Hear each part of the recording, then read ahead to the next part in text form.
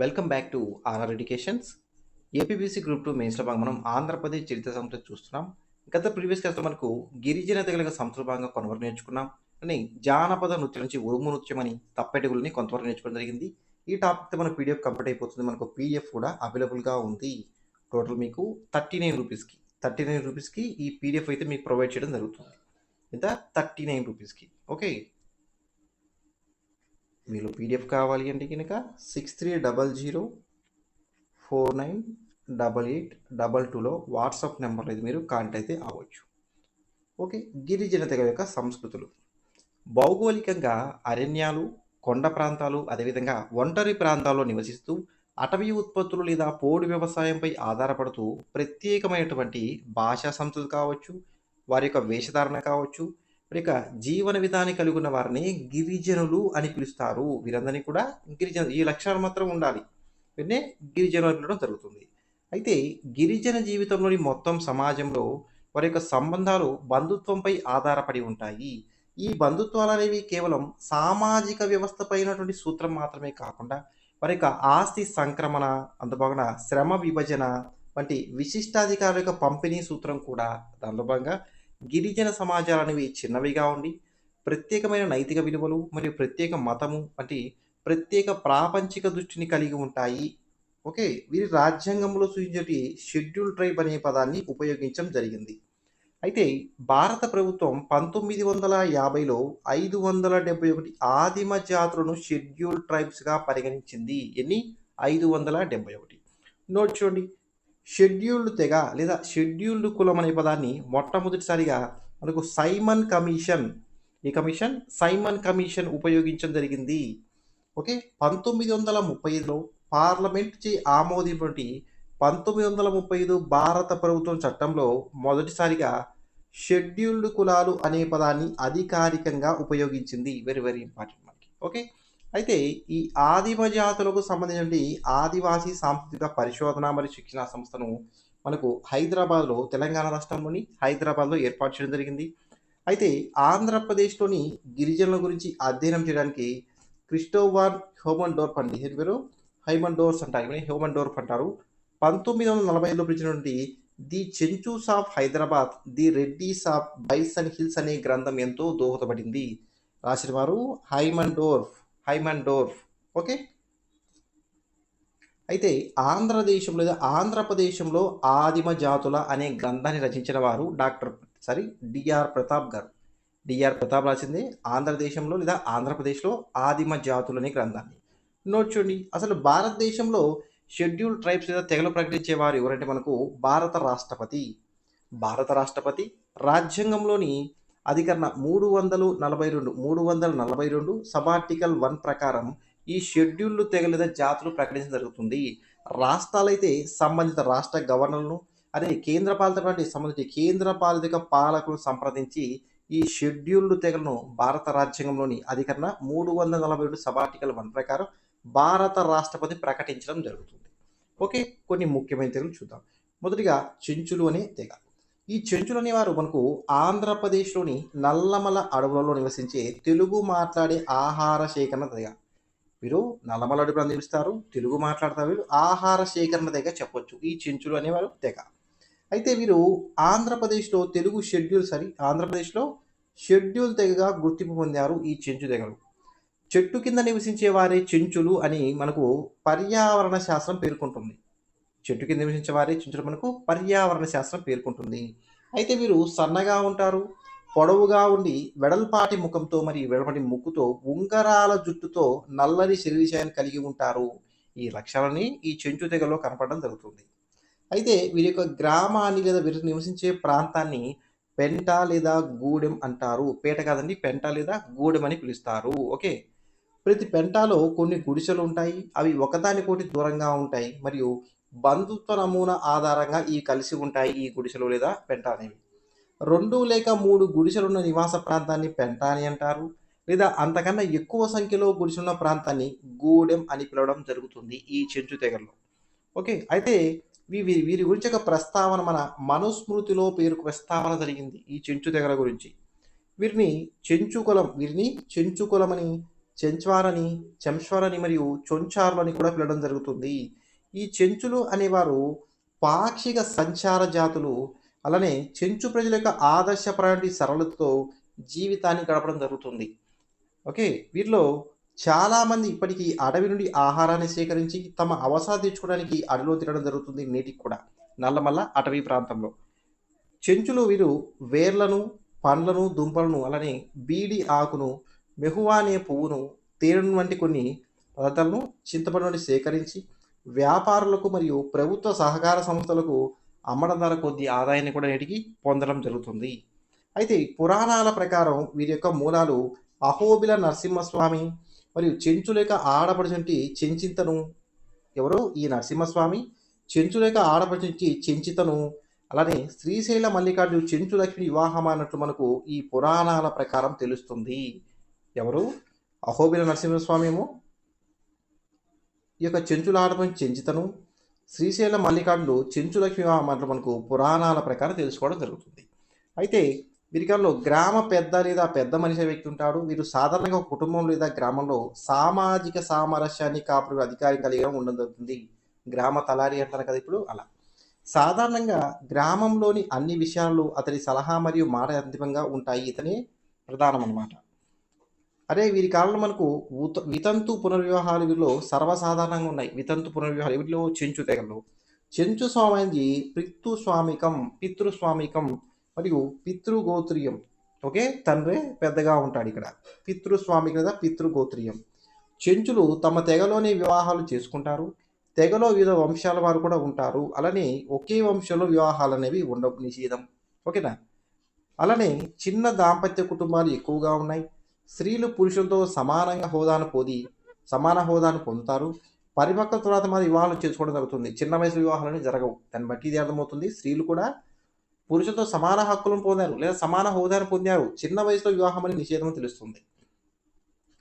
వీరు అనేక దేవతలను పూజిస్తారు చెంచులు. వీరు ముఖ్య దేవుడి ఆకాశమ్మ లేదా భూమమ్మ అని, అమ్మ తల్లి వంటి కొన్ని దేవతలను పూజ జరుగుతుంది. తేనె సేకరణ దేవత అయినటువంటి మల్లమ్మ అనే వీరి యొక్క ఆరాధ్య దేవతగా మనకు తెలుస్తుంది. తేనె సేకరణ దేవతే ఈ మల్లమ్మ అంట. అయితే యుగ యుగాలుగా చెంచులు ఆంధ్రప్రదేశ్లోని చెంచు భూమి మధ్యలో ఉన్నటువంటి ప్రసిద్ధ శ్రీశైల ఆలయము వీరు కొన్ని సంబంధం కలిగి ఉన్నారు. ఈ శ్రీశైలం యొక్క మల్లికార్జున స్వామి ఆలయంతో శివుడు మరియు దేవి భ్రమరాంబ యొక్క అంకితం చేయబడింది ఈ శ్రీశైలంగా తెలుస్తుంది. ఓకే. శ్రీశైలం ఆలయంలో చెంచులు ప్రత్యేక అధికారులు పొందుతున్నారు నేటికి కూడా. చెంచు ప్రజలు చెంచు భాషను మాట్లాడతారు. ఇది ద్రవిడ భాషాశైలికి చెందింది ఒరిక భాష. చెంచులకు ప్రియమైన పండగ శివరాత్రి పండగ. వీరు ఈ శివరాత్రి పర్వదిన సందర్భంగానే మల్లయ్య పండుగను జరుపుకుంటారు. చెంచులకు ప్రియమైన పండగ ఈ పండగ శివరాత్రి పండగ. వీరు శివరాత్రి పండుగనే మల్లయ్య పండుగగా జరుపుకుంటారు. వీరి యొక్క మరో ముఖ్యమైన పండుగ కాముని పున్నమి అనే పండగ. కాముని పున్నమి అనే పండగ. అయితే ఈ కాముని పున్నమి అనే పండగ రోజున మన్మధుడిని పూజించడం జరుగుతుంది. చెంచులు ఆడే నాట్యాన్ని కొండముచ్చు ఆట అంటారు. ఇంపాటి ఇక్కడ కొండముచ్చు ఆట, చెంచులు ఆడే నాట్యాన్ని. ఇందులో ఈ ఆటలు మనకు మగవాళ్ళు మాత్రమే పాల్గొనడం జరుగుతుంది.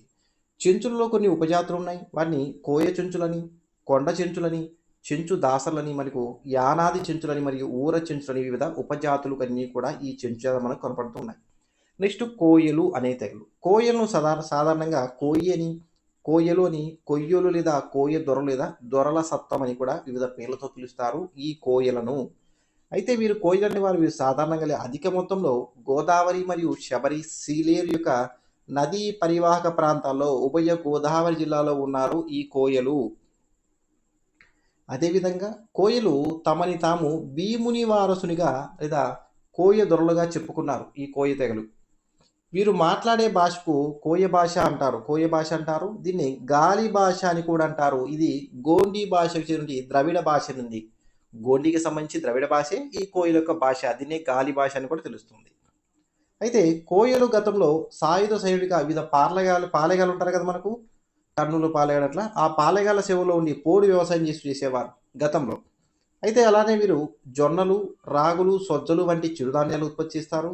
నేడు కోయలు ప్రధానంగా స్థిరపండి సాగుదారులు మరియు వీరు కళాకారులు కూడా. అలానే వీరు కొన్ని చేపలు, చెత్తబుట్టలు మరియు బుట్టలు వంటి వెదురు వస్తువులు తయారు చేయడంలో నైపుణ్యం కలిగిన వారు ఈ కోయలు. ఈ కోయల్లో కొన్ని ఉప కోయ తెగలు ఉన్నాయి. వాటిని రాచకోయ అని, లింగదారి కోయ అని, కమ్మర కోయ లేదా అరటి కోయ అని తెగలు ఉన్నాయి. ఓకే, ఇవన్నీ కూడా కోయలు ఉప కోయల తెగలు. కొండలు గుట్టల మీద నివసించే కోయలను రాచకోయలు అంటారు. రాచకోయలు అనే అర్థమేమి? కొండలు గుట్టల మీద నివసించే కోయలు. నదీ తీరం నివసించే కోయల్ని గొమ్ము కోయలు అంటారు. గొమ్ము కోయలు నదీ తీర ప్రాంతం నివసించేవారు. కోయల యొక్క రక్త సంబంధపు తెగల నిర్మాణం గోండుల వ్యవస్థను పోలి ఉంటుంది. కోయల యొక్క కుల పంచాయతీలను చేసే వ్యక్తిని పటేల్ అంటారు. ఇది పటేల్. 10 లేదా 12 గ్రామాలను కలిపి సమతు అంటారు. ఏమంటారు? సమతు అంటారు. ప్రతి సమతకు అధ్యక్షుడిగా సమతు దొర ఉంటాడు. కోయలు సూర్యచంద్రులను దేవుళ్ళుగా కొలుస్తారు. కోయలు కరుణ చూపే దేవతలను, ఆగ్రహించే దేవతలను ఇద్దరిని పూజించడం జరుగుతుంది. ఓకే, ప్రతి కోయ గ్రామంలోనూ మసూచి, పొంగి వ్యాధి అంటాం కదా గతంలో, మసూచికి కారణంగా భావించే కీడు దేవత అంటే ముత్యాలమ్మ గుడి ఉంటుంది ప్రతి కోయ గ్రామంలో. 3 సంవత్సరాలకు ఒకసారి ఈ దేవతలను శాంతింపజేయుటకు మేకలు వంటి బలులు బలించడం కూడా జరుగుతుంది. అలానే మామిలి అనే ఇంకో కీడు చేసే దేవత ఉంది. మామిలి ఆ దేవత పేరు. 19వ శతాబ్దం వరకు ఈ దేవతకు నరబలి కూడా ఇచ్చేవారని చెబుతారు. మామిలి అనే ఒక దేవత కూడా నరబలి. కోయలు చిలుక జ్యోతిష్యం చెబుతుంటారు. జ్యోతిష్యం చెప్పడానికి ముందు వీరు స్నానం ఆచరించి దుర్గాదేవిని పూజ జరుగుతుంది ఈ కోయ తెగలు. వీరి యొక్క ప్రధాన పండుగలు, కోయదేవుల యొక్క ప్రధాన పండుగలు మామిడి పండుగ, కాటమయ్య అనే పండుగలు ఎవరి అంటే మనకు కోయ తెగలవి. అలానే కోయిల యొక్క ప్రధాన జాతర సమ్మక్క సారక జాతర అనేవి కోయిల యొక్క ప్రధాన జాతర తెలుస్తుంది. అలానే కోయ మహిళలు చేసే నృత్యము రేలా నృత్యం. రేలా నృత్యం అనేది ఎవరంటే మనకు కోయ మహిళలు. దీనిలో మహిళలు మాత్రమే పాల్గొనడం జరుగుతుంది. అలానే వీరు వివాహ సమయంలో కొమ్ము నృత్యం అనేది చేయడం జరుగుతుంది. ఈ దగ్గర దీన్ని అడవి దున్న నృత్యం కూడా తెలుస్తారు. ఓకేనా, అడవి దున్న నృత్యం అన్న కొమ్ము నృత్యం అన్న ఒకటి, ఇది వివాహ సమయంలో పాటించడం జరుగుతుంది. అలానే నెమలి నృత్యాన్ని పోలండి మౌరవత్ నృత్యాన్ని, ఇది మౌరవత్ నృత్యాన్ని ప్రత్యేకంగా పురుషులు చేస్తారు. అడగొచ్చు, మౌరవత్ నృత్యాన్ని ఏ తెగలు అంటే కోయ తెగల్లో దీని నెమలి నృత్యాన్ని పోలి ఉంటుంది. దీనిలో ప్రత్యేకంగా పురుషులు మాత్రమే చేయడం జరుగుతుంది. ఇలానే మరి కొన్ని తెగలున్న బంజారాలని మీకు క్లారిటీ చూస్తాను. బంజారాలు కావచ్చు, వీరి యొక్క పండుగ తీజ్ పండుగ కావచ్చు, శీతల్ పండుగ, దీపావళి, సవరలు. ఓకేనా, ఇవన్నీ చూడండి చాలా ఉన్నాయి. ఇవన్నీ పోజాని, గోండులు, కొండరెడ్లోని, ఓకే, ఇవన్నీ కోలాములు, ఎరుకల వారిని, యానాది వారు అని చెప్పాను గత ప్రీవియస్ కాదు, యానాదులని. ఓకేనా, భగతలు. టోటల్గా ఈ మొత్తం పీడిఎఫ్ మొత్తం క్లారిటీగా ఉంది. ఓకేనా, స్టార్టింగ్ చూపిస్తాను, మీకు క్లారిటీగా ఉంటుంది. మన ఈ టేబుల్స్ మొత్తం క్లారిఫై చేశాను మీకు. ఓకేనా,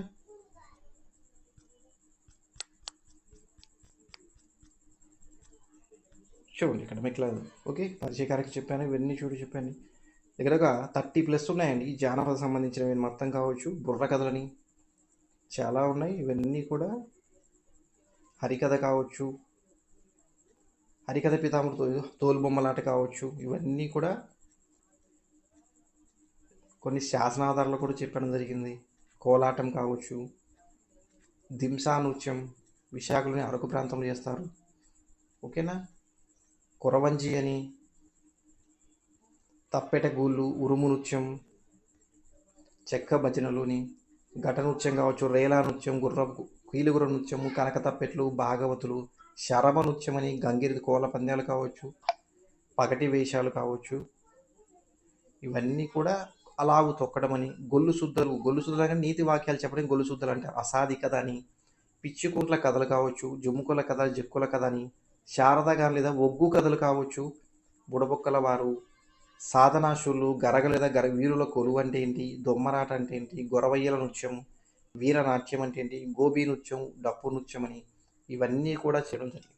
ఓకే, ఇక్కడ చూడండి, శాతవాహనుడు హరుడు. ఆంధ్రదేశాన్ని శాతవాహనం పరిపాలించారు కదా. ఓకేనా, లీలావతి కావ్యం రాశాడు. ఇవన్నీ కూడా దీనికి క్లారిటీగా మించింది. గాథాశక్తులని క్రీస్తుకు పూర్వమే ఆంధ్రదేశంలో సంగీతము, నృత్యము, నాటకంతో పాటు అనేక వాద్య విశేషాలు ప్రచారం ఉన్నట్టు మనకు గాథాశక్తి తెలియజేస్తుంది. హరుడు గాథాశక్తిని మహారాష్ట్ర ప్రాకృత భాష రచించాడు. ఓకే, అయినప్పటికీ తెలుగు దేశానికి నుంచి అనేక కళారూపాలు ఉదహరించాడు ఈ గ్రంథంలో. ఏ గ్రంథం? గాథాశక్తిలో. ఓకేనా, ఇక్కడ చూడండి, గాథాశక్తిలో నాటకాలు, సంగీతం, మృదంగం మరియు మురాజో, వీణ వంటి వాయిద్యాలు ప్రచారం తెలియజేయడం జరిగింది. ఓకేనా, చూడండి ఆకాటి చూడండి కూడా జనపచేను హరితాల అంటే అరదలం అనే అలాంటి శాతవాహనులు లాంటి నాట్యకథలు పూసుకునేవారు. గత గ్రూప్ 2 ప్రీవియస్‌లో అడగడం జరిగింది. క్లారిటీకి మించేశాను. కాకతీయుల కాలంలో కూడా కొంచెం ఇంపార్టెంట్ మించేశాను. విజయ సామ్రాజ్యము అంటే క్లారిటీగా చూడండి ఈ టేబుల్ చెప్పాను కదా! ఉపయోగించేవారు అనేక తెగలు, ఓకే. ఆశ్రిత గాయకులమని ఇవన్నీ కూడా మొత్తం మీకు ఇవ్వడం జరిగింది. టోటల్‌గా రూ. 39కి మీకు పీడీఎఫ్ ప్రొవైడ్ చేయడం జరుగుతుంది. రూ. 39కి కంప్లీట్‌గా. ఇది కూడా యూనిట్ 4లో టాపిక్‌లకు సంబంధించినది. కొంత టాపిక్ ఉంది. అది ప్రివ్యూ కూడా ప్రొవైడ్ చేయడం జరుగుతుంది. ఒక 2 డేస్‌లో ఇస్తే అది టోటల్ కంప్లీట్‌గా అవుతుంది. యూనిట్ 4 కూడా. ఓకేనా? ఈ పీడీఎఫ్ కావాలి అంటే గనుక 6300498822లో వాట్సాప్‌లో మీరు కాంటాక్ట్ అయితే అవ్వచ్చు. ఓకే. ఈ వీడియో మీకు లైక్ అండ్ షేర్ చేయండి. మంచిది తప్పకుండా సబ్స్క్రైబ్ చేసుకోండి. Thank you for watching. Have a nice day. Keep smiling.